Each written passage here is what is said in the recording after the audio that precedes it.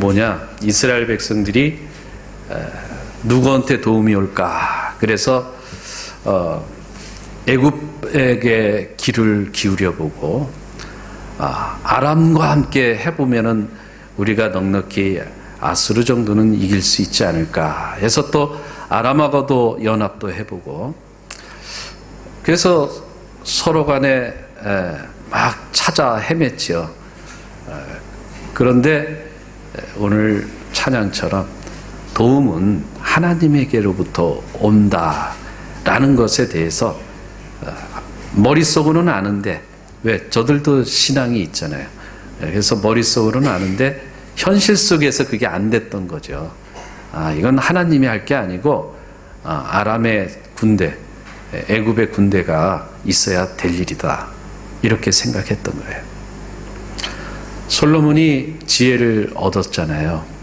지혜를 얻었는데, 이번 이 나라와 나라끼리의 이 외교 관계, 여기에서 우위를 차지하려면 이건 하나님께서 하시는 것보다 그냥 저쪽 나라 공주를 하나 내가 데리고 오면 되겠다, 이렇게 해서 한 명, 두 명이 첩까지 합쳐 1000명까지 가잖아요.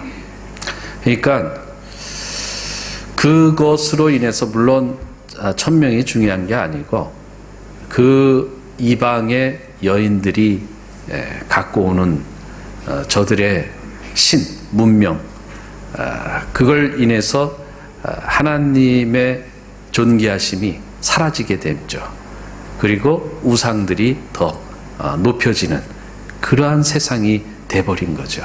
이게 이스라엘의 모습, 다시 말해서 패배 속으로 침체, 떨어질 수밖에 없었던 분명한 이유가 바로 하나님의 도움이 천지에서부터 오는 것이 아니라 이 땅에서부터 이웃 사람, 이웃 나라, 이런 사람들에게 온다라고 오히려 착각했던 그 이스라엘의 그 모습이죠. 이렇게 해서 패배 속에 살아갔던 이스라엘, 그들이 어디까지 떨어졌느냐? 이 바벨론의 포로로 끌려가서 무려 70년이라는 긴 세월을 살아갔던 거예요. 70년 동안 포로 생활이 그렇게 행복할 일은 없지요.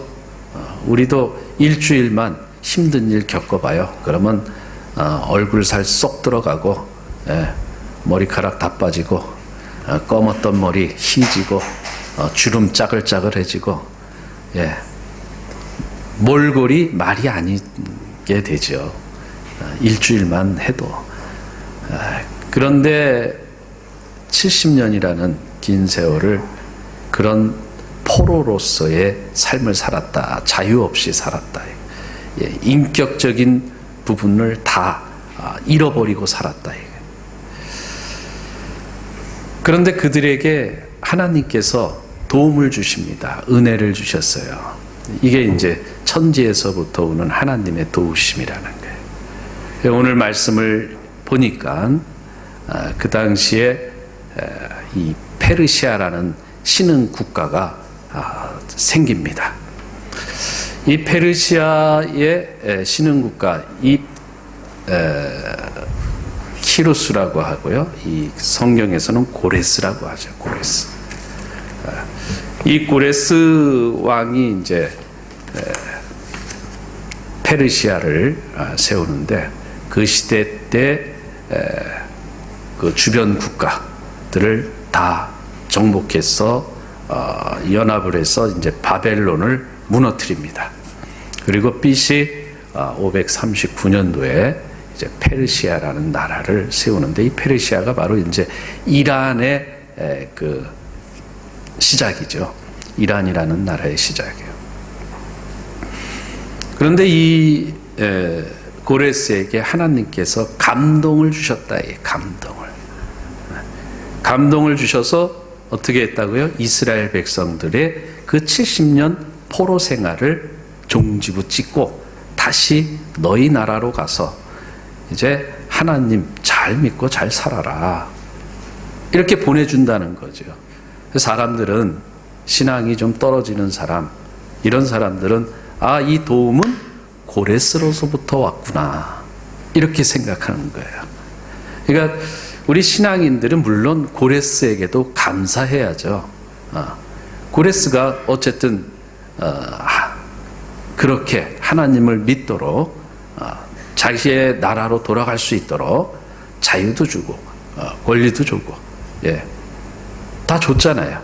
자, 그러니 고레스에게 감사해야죠. 그러나 고레스가 그렇게 할 수 있었던 것은 바로 그 마음을 감동시켰던 하나님이 계셨다라는 사실이에요. 우리는 한 단계 더 깊이를 보자, 그거죠. 이 영성이라는 게 그거예요. 일반적인 사람, 영성이 없는 사람들은요, 그냥 그 겉에서 일어나는 현상, 그것을 보시고 기뻐하고 그것을 보고 힘들어하는 거예요. 그러니까 인간과 인간의 관계 속에서도 마찬가지예요. 인간과 인간의 관계에서 이 사람이 나한테 해코지를 했느냐? 이 사람 죽일 놈이다, 나쁜 놈이다, 원수다. 그러기 전에 영성이 있는 사람은 하나님께서 왜 이 사람을 통해서 나에게 이렇게 힘들게 하셨을까? 다시 한번 생각해 볼 수 있어야 된다. 반대로 이 사람이 나한테 너무 잘해줘서 내가 저 사람만 보면 기쁘고 즐겁단 말이죠. 그래서 나는 저 사람에게 모든 것을 다 해줄 수 있어. 이게 이제 사람들의 생각들이에요. 일반적 사람들의. 그런데 영성이 있는 사람은 저 사람을 통해서 하나님께서 나에게 이 귀한 선물을 주시는구나. 저 사람은 하나님의 축복의 통로시구나. 그러니까 축복의 통로도 내가 좋아해야죠.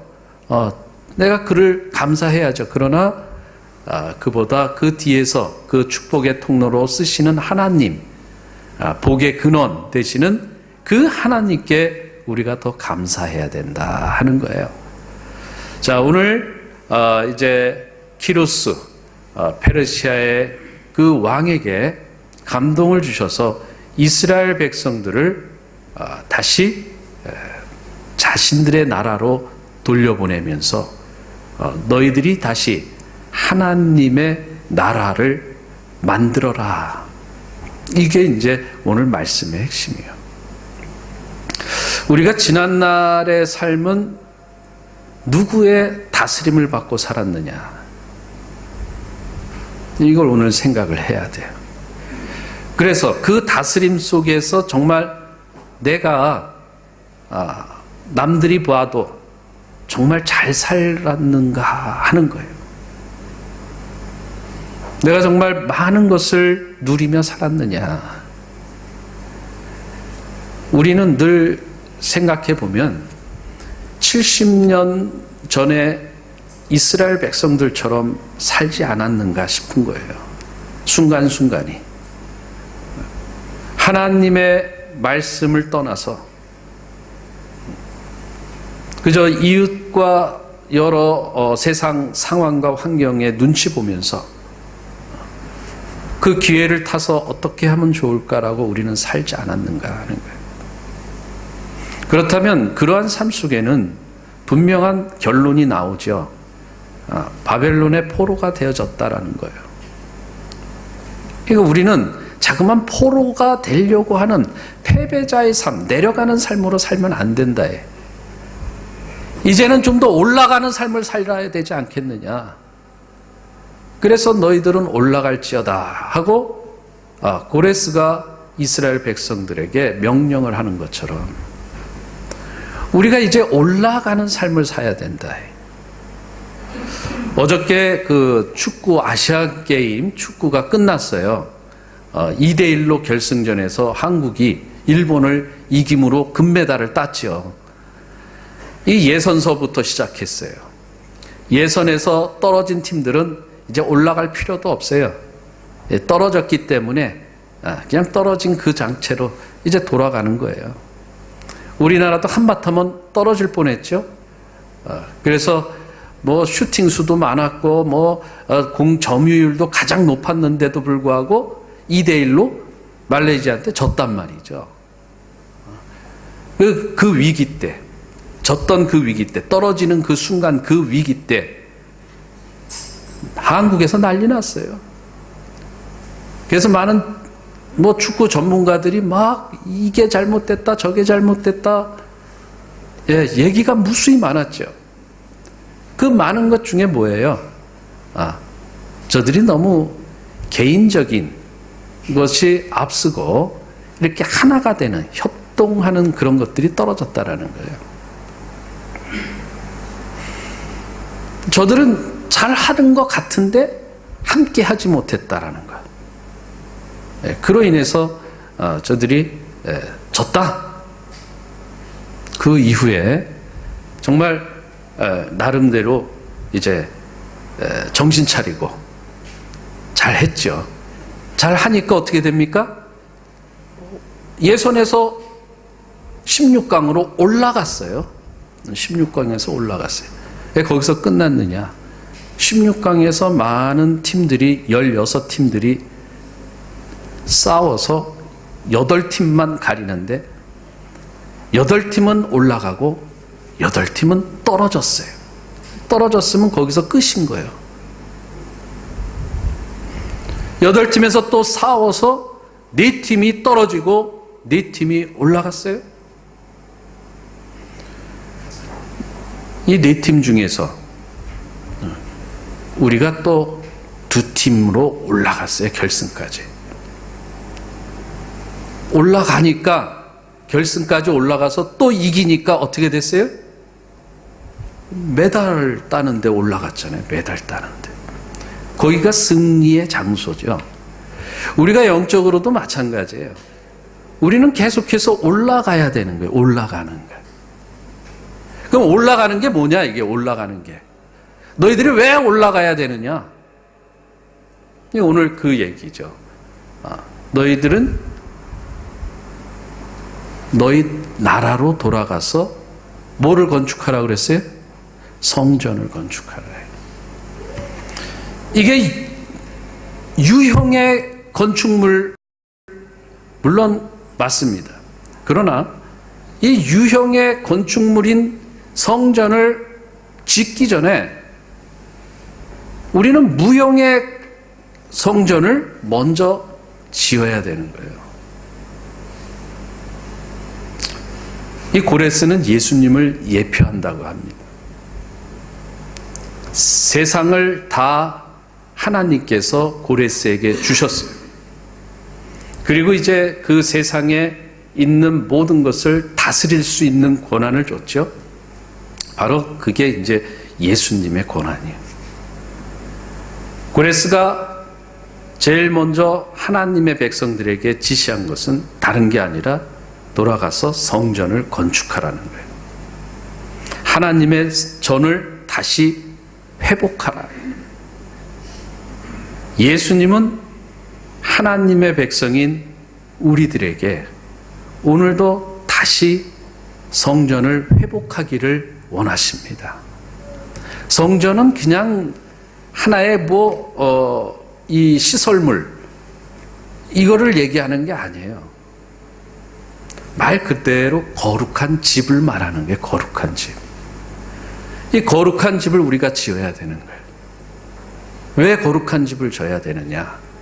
그것이 바로 올라가고 또 올라가고 또 올라갈 수 있는, 그래서 최종적으로 우리가 다 금면류관을 받을 수 있는 그 자리로, 승리의 자리로 갈 수 있기 때문에 우리는 이 땅에 살면서 많은 것이 필요하고 많은 것을 해야 합니다. 그러나 가장 기본적인, 가장 근본적인 게 뭐냐? 바로 우리가 성전을 지으는 거예요. 성령이 네 안에 거하시는 줄을 모르느냐, 이게. 다시 말해서 거룩한 영이 내 안에 있어야 되는데, 그러면 내가 어떻게 돼야 돼요? 성전이 돼야 되죠. 거룩한 영이 거할 수 있는 전이 되어져야 되는데 우리가 거룩한 영이 거할 수 없는 그러한 집이 되어버렸다. 악한 집이 되어버렸다. 더러운 집이 되어버렸다. 이거를 빨리 청소해야 되는 거예요. 그게 이제 예수 그리스도의 보혈로 우리가 깨끗하게 씻음을 받아야, 그리나 나야 거기에 성령께서 거하시는 거죠. 거룩한 전을 짓자 이거예요. 거룩한 전은 바로 우리가 승리하는 삶을 사는 비결이다. 시작이. 자, 우리가 살아가면서 많은 문제가 생깁니다. 어떤 문제가 생기느냐? 7장 14절 역대하 7장 11절 한번 보겠습니다.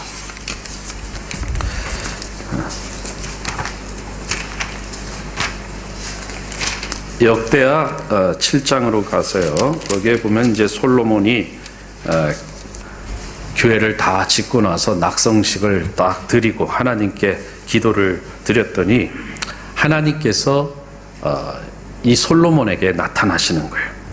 솔로몬에게 나타나셔서 이제 이런 말을 하죠. 너가 성전, 궁전을 다 지었다 이게.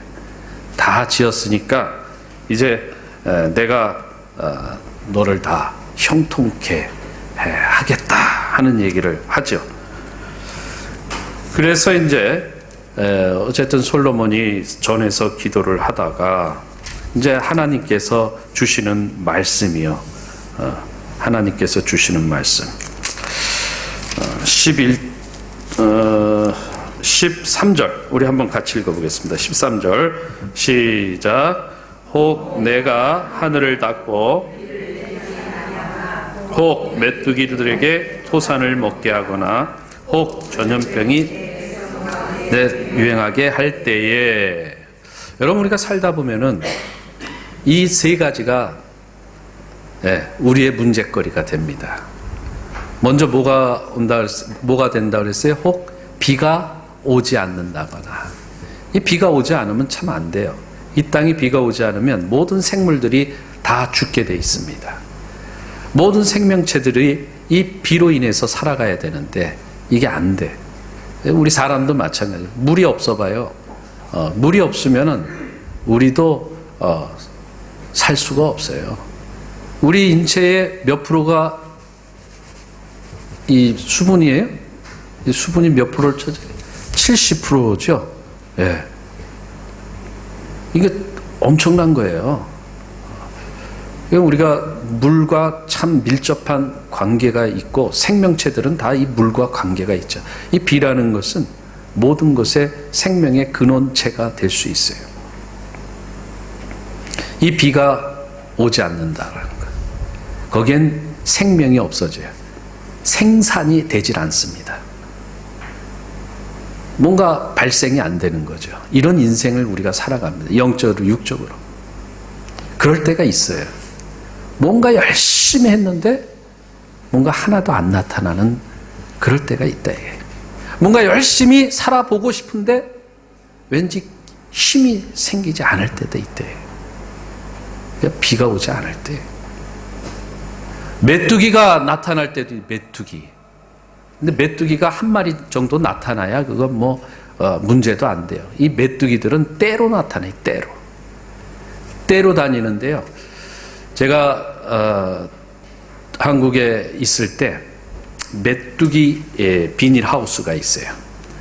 메뚜기 비닐하우스를 만들어 놨는데 거기에 옥수수하고 벼를 심어놔요. 옥수수와 벼를 심어 놓는데 그 옥수수와 벼는 바로 이제 그 메뚜기들의 먹이가 되는 거예요. 근데요, 이 사람이 먹으려고 이 벼를 심고 옥수수를 심은 게 아니기 때문에 그냥 놔두는데 보면은 아주 흉측해요. 이 이파리들이 다 갉아먹어 가지고요. 거기에 보통 수백 마리 이렇게 들어가 있는데 그 이파리들이 그냥 다 죽어버리는 거예요. 옥수수가 열매가 생길 수도 없어요. 벼가 그 알맹이가 생길 수가 없어요. 다 갉아먹어요. 왜 메뚜기를 키웠느냐 하니까 사실 메뚜기가 곤충이 미래 식량이래요.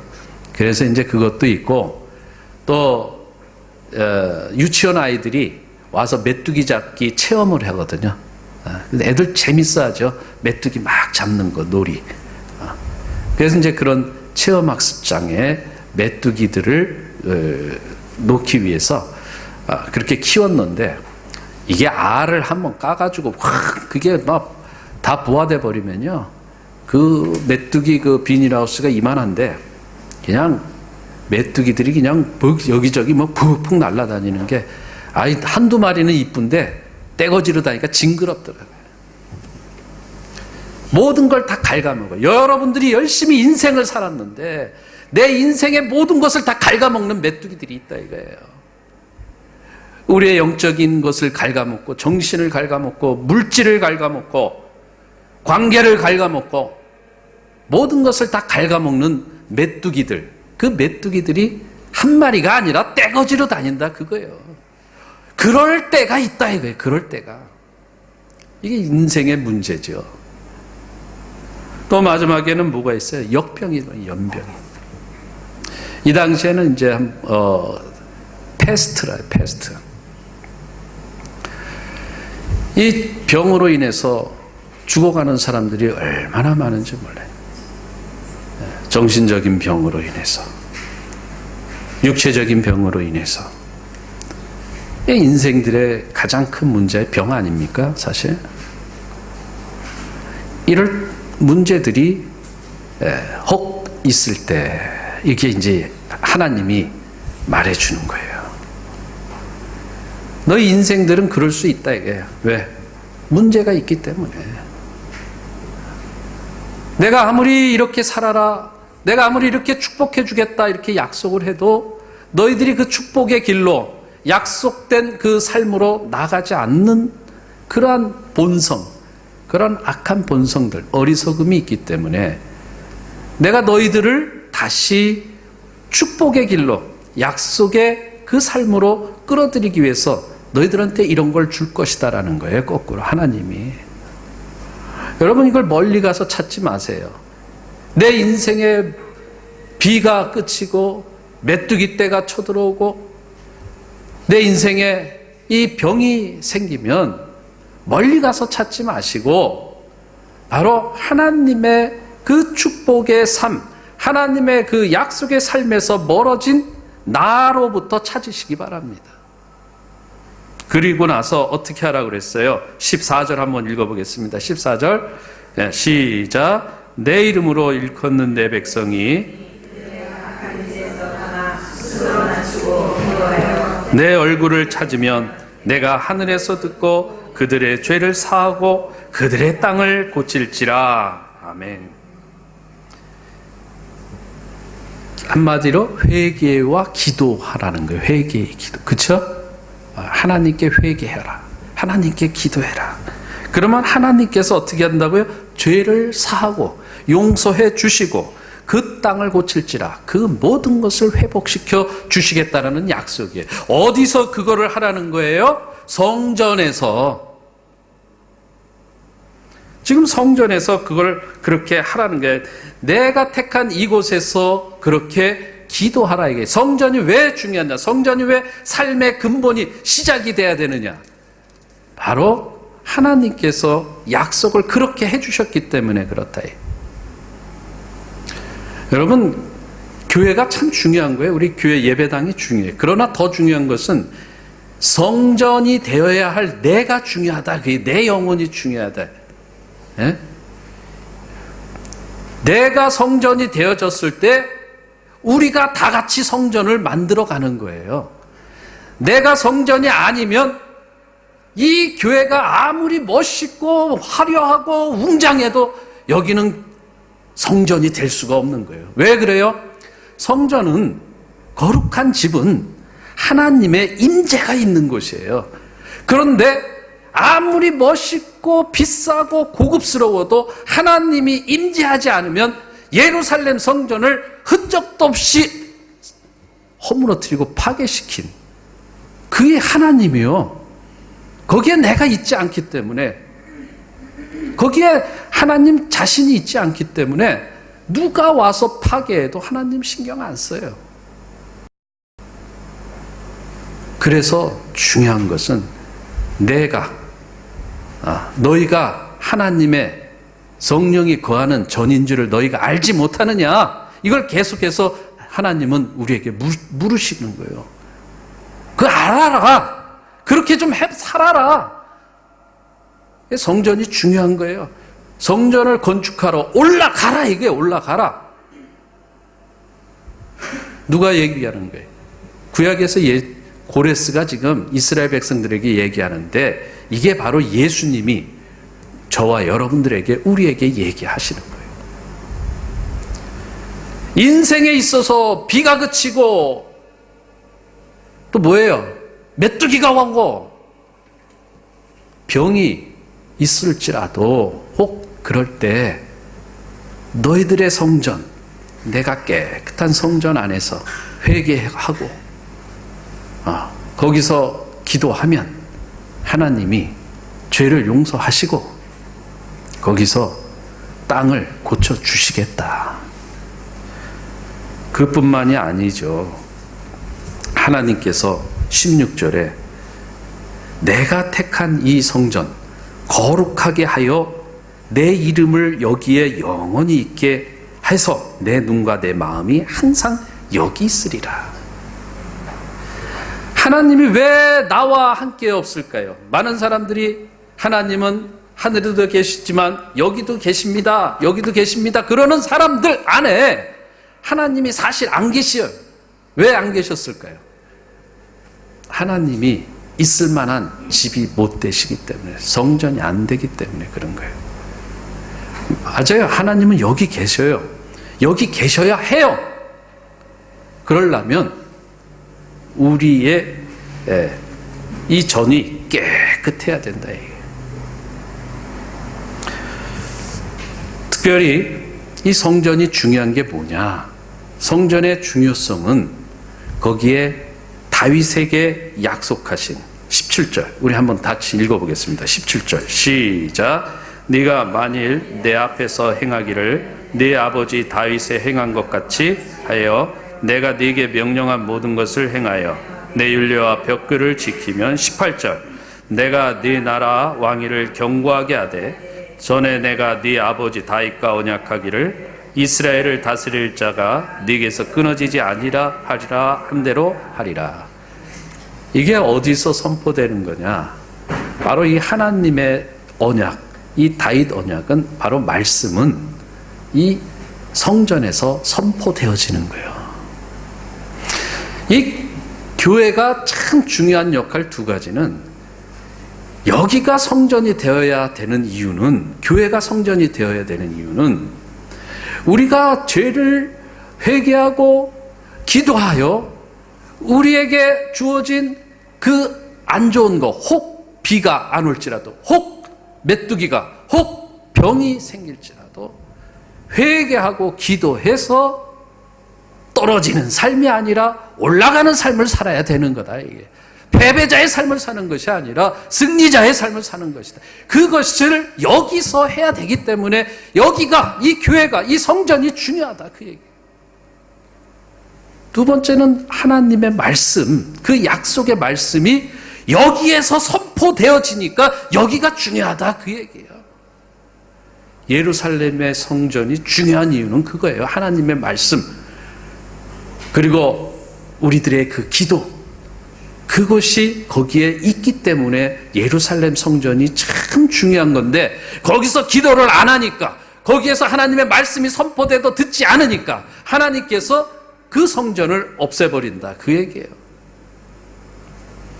너희들이 건축하라, 그거는요, 하나님이 건축하는 그게 아니고 너희들이 하라는 것은 그런 성전을 만들어라, 그 얘기예요.